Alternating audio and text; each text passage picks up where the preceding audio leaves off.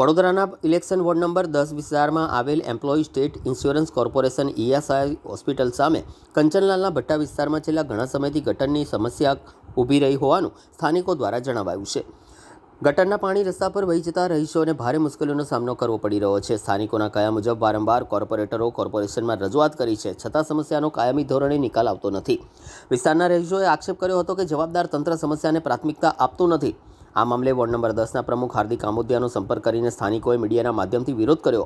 રહીશોએ ચીમકી આપી છે કે જો તેમની સમસ્યાનો તાત્કાલિક ઉકેલ નહીં આવે તો આગામી સમયમાં સંબંધિત જનપ્રતિનિધિઓને વિસ્તારમાં પ્રવેશ કરવાની મંજૂરી આપવામાં નહીં આવે। સ્થાનિકોએ તંત્રને તાત્કાલિક ગટર સમસ્યાનો ઉકેલ લાવવા અને વિસ્તારના નાગરિકોને રાહત આપવા માંગણી કરી હતી। વોર્ડ નંબર 10નો વિસ્તાર છે, જે વીમા ઈએસઆઈ હોસ્પિટલ આવેલી છે, એની સામેની કંચનલાલનો ભઠ્ઠો આવેલો છે।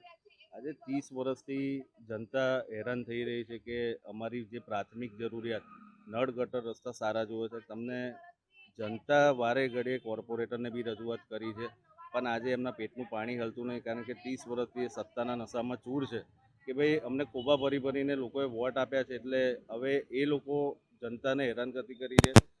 નાગરિકની માગ એવી છે કે ભાઈ અમારી ગટર લાઈન જે છે અમને ક્લીન કરી આપો અને પછી પેવર બ્લોક નાખો। એની જગ્યાએ આ કટકી ખાવા માટે પહેલાં પેવર બ્લોક નાખે છે અને પછી કહે છે કે ગટર લાઈન કરીશું। તો આ કયા પ્રકારનો અણઘડ વહીવટ કહેવાય?